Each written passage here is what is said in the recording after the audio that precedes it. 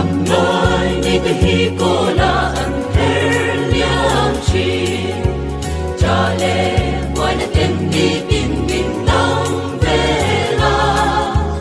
lal rem ro ta ni tu man kan pia trei lo pat kian an se dong shin fa te kan lo ni e o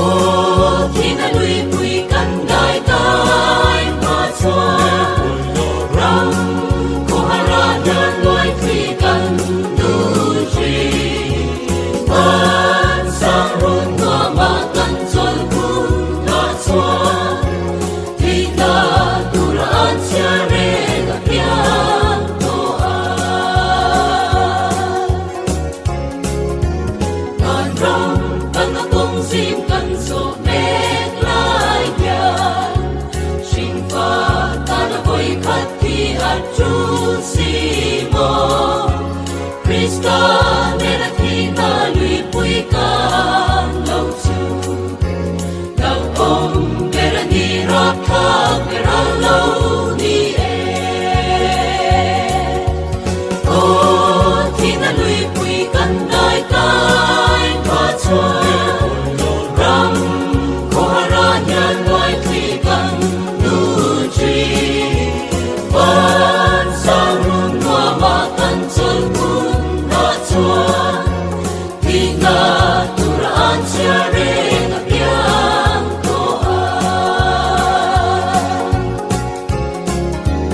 thi na tham ko in an le lo la i swa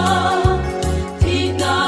te a tho le in an nung ren ma san thim arala kwa alo par kun chua e tu la li swa zara kan him don si a o thi na lui pui kan dai kai ma chua ram ko hara nyan loi phi kan du chi wan sao run tua ma kan chol kun na chua thi ta tu ra an sia re ga piang to a